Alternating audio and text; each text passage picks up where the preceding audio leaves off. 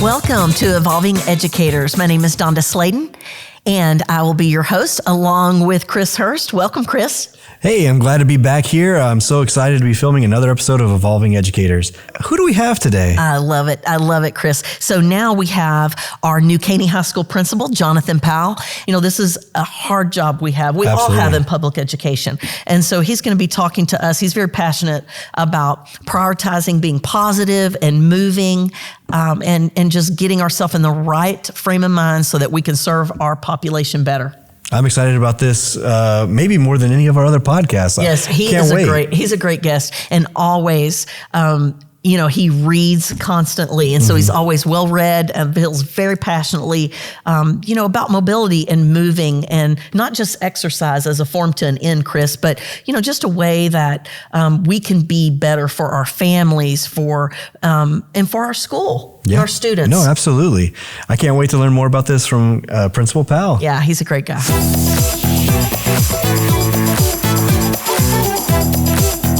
So welcome back. Chris, today we have Jonathan Powell with us, and we are going to be discussing how to prioritize self-care for the principal, and especially a new principal. You finished your first year at New Caney High School. I finished my first year at Kiefer Crossing. We have many new leaders at the elementary level. And so what are some of the biggest challenges that you face in maintaining, you're the well-being of the school as a school, your well-being while leading a school? Yeah. Well, if you don't take care of yourself, you can't take care of your people. That's one of the crucial things that we have to remember. The self-care doesn't mean that you're being selfish. It means that you're providing the best version of yourself so you can take care of the people that you're responsible for. And yes, that is the people that are under your care whenever the school bells are ringing, but it's also your wife, your partner, your kids. I want to be the best husband and father that I can be too. And so that's why I definitely prioritize, taking care of myself. One of the things that I wear a Garmin. I've had a Fitbit in the past because I'm always amazed at how many steps I get. Don't you think that's motivating to have? It is. We move. And every first year AP that I've ever had, I'll ask them a couple weeks in, what's your step average? Where you at? And they're always amazed at how much they're walking and moving around the building. This job, naturally, you have a lot of opportunities to get up and go and move and take the stairs, take the long way around, make a tour and drop by and see every single teacher. So, Mr. Powell, we don't really think of that as self-care a lot of times. Yeah. It's almost like reframing what we're doing. No, I'm not going to see a teacher. I'm also going to get, 2,000 steps in while I'm doing it. Absolutely. Yeah. There's a lot of research right now around what they call exercise snacks, 10 to 15 minute little burst of exercise. And, we work in an environment that has bells that remind us to do something. Mm-hmm. And so when you hear that bell, you get up and move. And whenever the bell rings again for kids to be in class, continue that movement. I know I like to continue to walk for another 5 or 10 minutes, make sure that all the kids are in class, pop your head in a couple classes. The campus that I work at is super spread out, gives me the opportunity to go outside, get a little bit of sunlight, but also go see all the staff that are in the other satellite buildings attached to New Caney High School. A lot of times I come up with great ideas and solutions whenever I'm on the move. And so sometimes I'll sit back down in my office. That's so true. Yeah. Absolutely. That is so true. Yeah. So you're walking down the hall and really you're by yourself, because even though there's people all around, but you're by yourself because maybe you're headed somewhere to a teacher. But I often get good ideas doing that. Yeah. I love that, Mr. Powell. We get stuck sometimes sitting in the office, you're staring at the computer, and sometimes I'll just back away from the desk and get on the move, and good ideas come and solutions to problems come sometimes when have those endorphins firing around. Absolutely. So what are some suggestions you could give to someone who really wants to they really want to start self-care. However, they're really not that, they want to make sure they're still doing a good job, working hard. I mean, there's a nice balance there, wouldn't you say? Absolutely. I think creating an environment where you really pair exercise with something that you enjoy and find a time in your day that you're not going to sacrifice being a good husband or a good father. For me, that time is before the school day begins. Usually I'm one of the first ones in the parking lot, and I work out before the kids arrive on campus. So my little routine at New Caney High School from 6 to about 6:30 this past year, I'd be working out. And so that's lifting weights some days. A lot of days that's running in the gym, and I just run in circles, which sounds silly, but it's the movement that matters. And I listen to a podcast or listen to an audiobook. Those are two things that I really enjoy. So it doesn't feel like work. Because you're really focused, or this is what I do. I just really hyper focus on that book, because I too, while I'm exercising, listen to a podcast or a book, and I just focus on that book or Absolutely. focus on that podcast and keep going, right? There's a ton of research that shows that if you have something going on, you're listening to something, you're going to work out longer, and a lot of times you're going to work out harder. And honestly, what zone your heart rate gets into, that doesn't really matter. There's so much evidence that suggests that zone 2 is really the sweet spot for longevity and wellness. And easy to know if you're in zone 2. Can you still talk, but you're a little bit out of breath? That's how you know you're in that zone 2, where it's a good heart rate mode. Most of the fitness trackers we have will tell you that you're in active mode, or you're getting active minutes. Yes. That's how you know you're filling in your circles or whatever. Or it might say fat burn mode. All of those are, that's just so important for our well-being. One of the things I prefer to be by myself, when I'm exercising. That's really my preference. However, one of my fondest memories from Porter High School is Dr. Bart Miller. He's the new principal at Porter High School. He used to have the Biggest Loser contest. Love that. And so that was a way to really get the staff involved. And so the admin, we always participated. We would join together, walk together. Yeah. We would even walk from door to door. So, do you have any suggestions about how to get the staff involved? Yeah, maybe that's more motivating for some, not like, you and I we would rather be by ourselves when we do that. But some people, it is a little more motivating to have a partner with that. For sure. What are your thoughts about that? For sure. I think any opportunities that you have to find that person that is like-minded and almost like an accountability partner for your workout, that works excellently.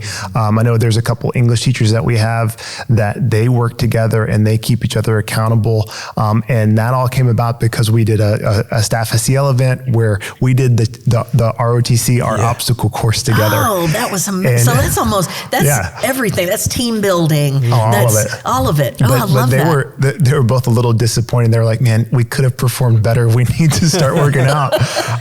And so I know that they've self-awareness. They've consistently, they held each other accountable. So, little things like finding someone that you're close to at work and walking with them during your conference period.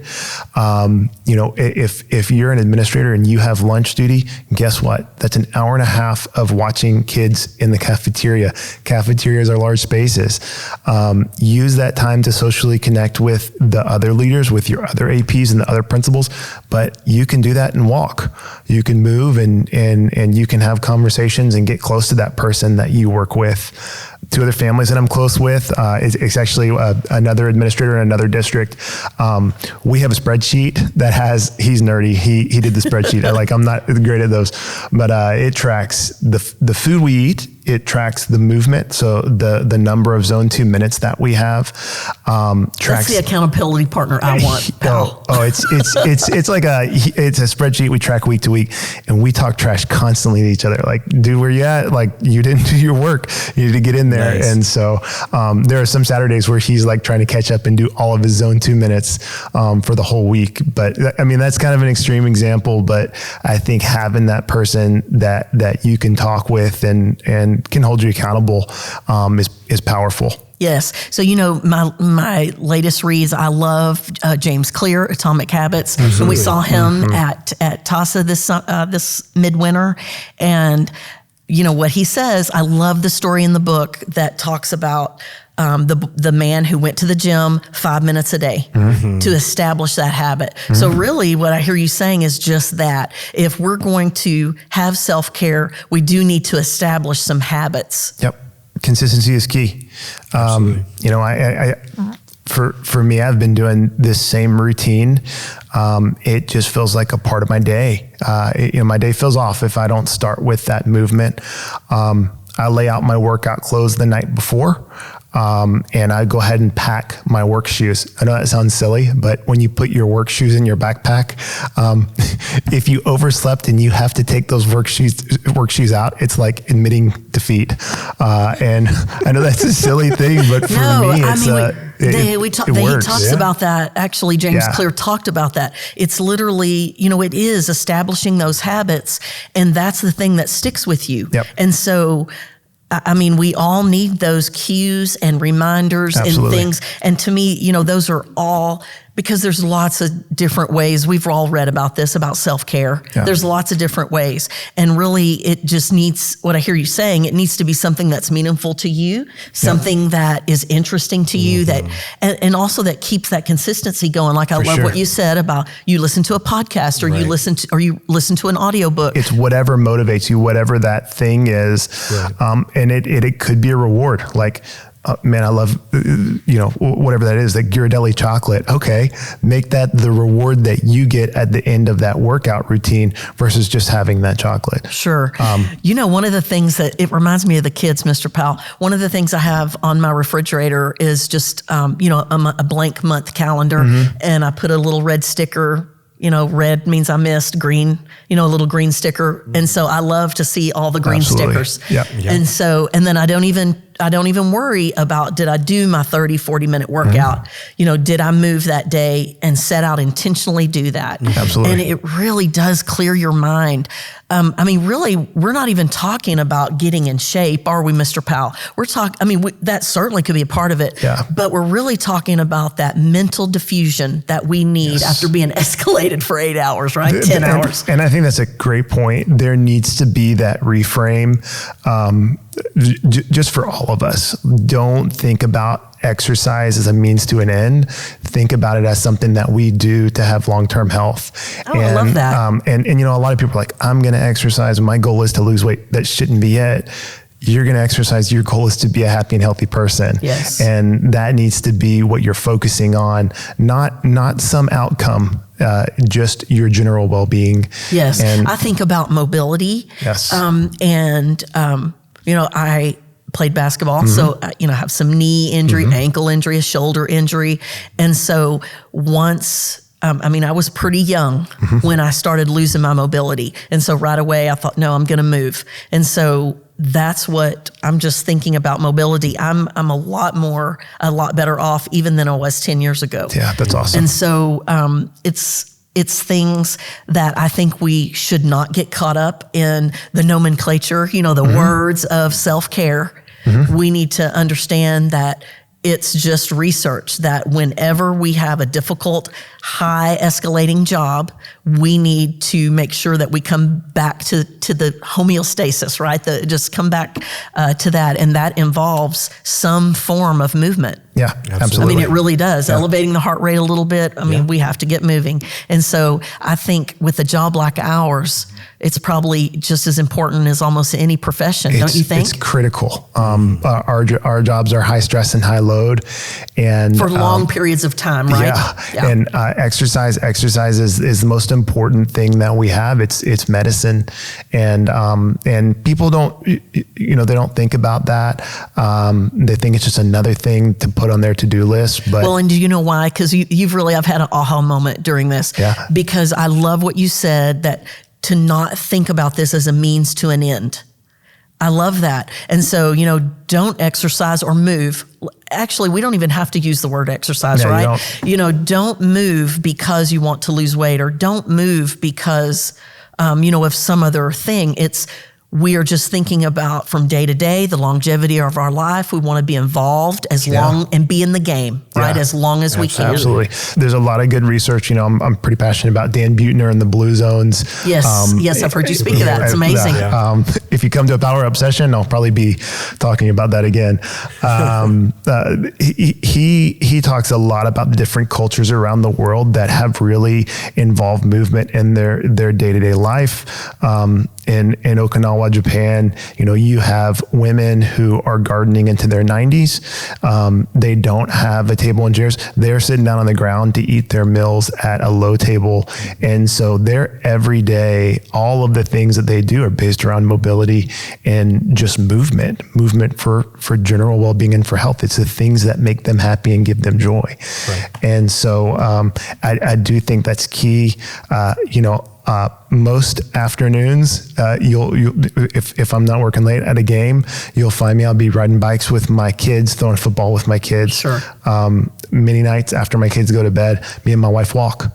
And so, that's when your best talks are. That's it. It's movement and you connect. That's what I was going to say. That's so interesting, because let's go on a walk so that we can have a deep and meaningful discussion. Right. And so that is a means to an end. Definitely. And so that's the things we live for. For sure. And pro tip, if you have teenage kids, a lot of the times if you can get side to side with them, not face to face, the words will come. And so, I walk with my 13-year-old daughter too. And she will talk our ear off. She'll tell us all about her problems, things that she wouldn't share normally if we're sitting across the dinner table, or if I go in her room and ask her those questions. I love that, because that's a little more, and certainly you don't intend for this, but that is a little more confrontational. It is. When you're across the table from a teenager, as opposed to, being side by side, right? Like walking the journey together. All of you APs, your frequent flyers, your friends, the ones that will represent 90% of your workload. Yes. If you have to go pick them up from a class, don't go right back to your office. Take the long way. Take a walk with them. It's probably going to be good for them. It'll be good for you. And they're likely to get to a place where they're going to really share what's going on if you can incorporate some of that movement with them. Mr. Powell, I've had about 99% success rate with just what you said. Yep. Yeah. So whenever I go to get a student, and the first thing I always say to them is, "Hi, I'm Dr. Sladen. I'm your principal. Have we met before?" And, sometimes I just say, "Hi, I'm Dr. Sladen. We're just going to walk this way. And I'm not going to speak with you. I just wanted you to know, because I'm going to give you some time." Yep. And so, and I don't say a word.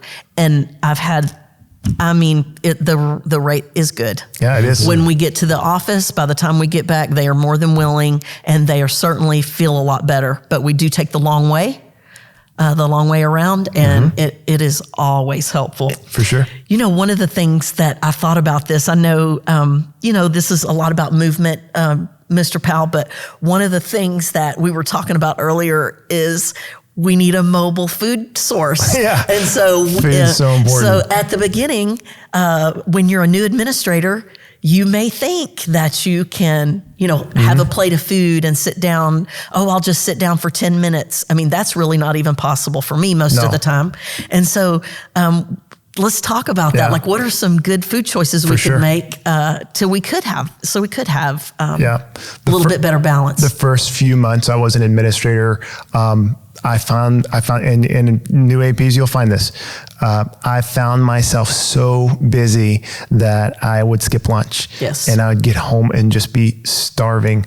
And then I would eat a dinner that was too big, or I would make bad food choices for dinner. I'd have, a dessert and another dessert, maybe a little bit later on. And I wasn't making the best food choices at home because I hadn't made good food choices earlier in the day. And so, pretty early in my career as an administrator, I found those foods that were mobile, that I could take with me to lunch duty, that I could eat during passing period. And like, everybody makes fun of me. I was doing an eval with one of my APs right before I headed over here. And I was leaving the office, and I had a cup that I put some nuts in, grabbed an apple and a sparkling water. She goes, "What is that, your lunch?" I said, "Yeah." I said, "I got to drive somewhere else. Yep. I'm not going to go through a drive-through, but in the car, I'm going to eat, a couple hundred calories of nuts. I'm eating an apple. I'm going to drink a sparkling water, and that'll fuel me. And that's a pretty good example of like a lunch for me. I love what you said earlier when we were talking that we'd have a walk and go, a walking lunch. Things you can grab and go. Grab and go lunch. Like I keep those things in the drawer in my office, and I pack those things on Sunday night. If I don't have that food available, then it's real tempting to go to the vending machine. It's real tempting to go, run to Chick-fil-A. Chick-fil-A is awesome. No hate on Chick-fil-A. Yes. But that shouldn't be like an everyday thing. Sure. And generally those walking lunches, like we're talking about, those apples, fruit, nuts, peanut butter, whole grain crackers, those kind of things. Jerky. Oh, absolutely. Those are things that also will not give you that afternoon dip. That's right. Where you want to crawl under the desk and take a nap, right? Yeah. Because you've loaded up on something that's going to spike your blood sugar. Yeah, that's right. I love that. Yep. What are some improvements that you'd like to see maybe as an organization, a leader or campus? What are some things we could do to just kind of model self-care for our staff? I think, a place that I know I need to improve whenever I do get food from my campus, I need to think about some of those healthy options. Oh, that's a good point. Sometimes donuts are great because they're cheap, but Sure. they're not great for you. And so, that's a place that probably I could improve as a leader on my campus, is making sure that there are some healthy choices available. And I'm not going to make everybody eat a yogurt parfait, course. but like, hey, you got donuts, and then maybe there's a healthy option too. And then I'm never shy about talking about this and helping staff members understand that it's important to take care of yourself and it's important to move. And so whenever I have those opportunities, I do discuss this. And, for some of the more formal exercise things that I do, like if I do a bike race, I may share a picture of that with the staff members, or just talk about it and show them that movement's a thing that I do. Well, Mr. Powell, that just reminds me, that in itself really is accountability for you. Sure. I mean, if you're posting out there, it's the same. I hadn't thought of that until just now. But if you're posting out there that you're riding a bike or any of the other high impact things you may do, I mean, that's really accountability for you. Oh, for sure. So that's another thing for me. I love riding a bike. I sign up for at least 3 races a year. Just puts little things on my calendar to work towards. And so if you get to a point where you want to do those things, and it doesn't have to be running or riding a bike, it might be pickleball. Like you want to play pickleball, sign up for that pickleball league, and have a couple games on the calendar that you can work towards. Those little goals are really important. And I also think those hobbies that we have outside of school help us maintain some balance and freshness when we do come to work. Yeah. Absolutely. I love this. There's a couple of things, though, that I really want to mention. Ms. Schaffner and I were talking about this, and I think it's so important for self-care as well. Some of the things that we do for ourselves are a form of self-care. Mm-hmm. So, ladies, when we get our nails done, when we take care of our hair, those are all forms of self-care. Those are things that help us feel good about ourselves and help us in our profession. Ms. Schaffner calls them maintenance things. I love that word because that is a way of self-care. It's not, that's not something we have to do. However, when we go and we get those things done and we feel good about ourselves, wouldn't you agree that that's self-care? Absolutely. 100%. We have to feel good. You look good, feel good. That's right. And I think that all of those things are tied in. I don't get my nails done, but like sometimes. Well, but you just said before, like you do get a haircut. Yeah. You had, absolutely. And all those things going and just caring for ourselves. Yeah. And then we look in the mirror and we think, yes, I have had movement. I've got my clothes ready. I've got my hair ready. All of those things help us present ourselves better to our staff too. Yeah, absolutely. No doubt. And so I love that. For sure. So thank you so much for coming, Mr. Powell. This was fun. This really has been amazing. I thought maybe we would come on here and, you would tell me I need to prepare to run a marathon. Not at all. All of these things are so doable. Yeah. And what I know, even just from my own journey, is it really helps clear my mind. It helps me be a better employee and a better, just a better mother grandmother, wife. It helps us be better people when we can get those. We're meant to move. We are meant to move. Yeah. I love that. All right. Well, when we come back, we're going to take some exit ticket questions. And if you'd like to stay, we'd love to have you on. That'd be amazing. Yeah, All absolutely. Right after this break. Okay, welcome back. We're so excited to bring our exit ticket, Chris. All right. So today our exit ticket comes from Michelle Cantu, and she asks, what was the tidbit of information or the trick that made your day-to-day easier? So Dr. Sladen, let's go ahead and start with you. Well, one of the things, I'm a checklist person, Chris. And so I am a Google Calendar, and then I write things down and I like to check them off. And so I feel like it's a nice balance. The Google Calendar, if it's not on the calendar, it doesn't happen. Absolutely. However, I do like to, sometimes I even print the Google Calendar off, but it is something about that, marking it off to keep myself going. I also number to keep, priorities. Absolutely. Yeah. So I might number them, but really it's not, the only trick to me is finding what works for you. Yeah. Sure. But just being organized and keeping a calendar. What do you think, Jonathan? I thought of two things. The first one is reduce choices. 100%. This job is so stressful, and you're going to be asked so many questions as an administrator. And so in your own personal life, like reduce the number of choices that you have to make. If that is, you have these 5 outfits or 10 outfits that you wear on rotation, awesome. Do that. Yeah. I eat the same thing for breakfast every day. Yes. Same thing for lunch every day. Like reducing some of those little choices that I have to make through the day, make my life easier.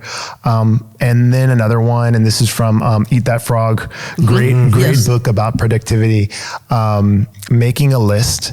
And for me, I make that list at the end of each workday or reflect on the list at the end of each workday. And then the next morning when I get to work and sit down for that focused work, I know what to focus on, and I'm not kind of floundering and letting email tell me what to do. And so those two pieces I think are really, really good tidbits that probably took me the first year to really learn. So Absolutely. That would be with me too, Mr. Powell. And it's because, what we know is that a principal will make about 350 decisions a day. And so if we are not prepared to prioritize and to make sure that we're making the main thing, That's right. then you're just exhausted making all of those Right. decisions. One of the things also that stands out to me about what you said, Jonathan, was reminds me that we need to give our leadership team some responsibilities too, so that they're not always looking to us, that we define clearly those roles and responsibilities to help us be more productive, right? Absolutely. yeah. I agree with everything you guys said. Yeah. I love Google Calendar and time blocking. Yes. You talked a lot about habit stacking in our interview today. Yes. And I like to start my day with a workout too. I mean, I feel like that puts my day on the track That's right. to succeed. Get your mind right. So thank you so much for joining us. Sure. Before we exit today, do you have a quote that you'd like to leave us with? Yeah, I have two. Yeah, there we go. So both of them are people that I think are ones you should put in your podcast feed. Peter Attia is the first one. He does a wellness podcast that is excellent. Definitely recommend that you listen to Peter Attia. What makes him great though? He goes into the science. So if you want to get into the nitty gritty of a new data set that comes out, or pretty much anything that is new in health and wellness, he's going to really dissect that, and he's going to help you parse out what information is truly meaningful and what we need to listen to. I love that. And he's big on mobility. I'm going to check that out. Yeah. One of his biggest books is about how to make it until you're in your 90s and you can still, get down on the floor and play with your kids. That's kind of the whole focus. So the quote from Peter Attia: "Gratitude turns what we have into enough." And I love that. When you reframe and you focus on what you have and how good what you have is, it becomes enough, and you stop comparing. And we all know comparison is the thief of joy. So stop it. Stop social media. I love that. All right. And then the second one, Dan Buettner: "Create a lifestyle and environment that makes the healthy choice the easy choice." And so again, ties into our exit ticket. reduce that choice. Dan Buettner does the work with the blue zones. He's written several books, has several cookbooks, and he really tries to orient different parts of the world into living that better life like the blue zones have. And so definitely two people worth checking out, and two quotes that are near and dear to me. That's amazing. Yeah. Thank you again, Mr. Powell. Absolutely. This has been so great. This is a really good one. Yeah. And I hope that everybody, all of our listeners, go and listen and find out what a blue zone is and look more into that, because it's so powerful. It is. I There's no agree. doubt. I heard Mr. Powell speak on that. I think that'd be great. Yep. Yeah. Well, thank you All again right. for joining us. Yeah, thanks, And, guys. We're out.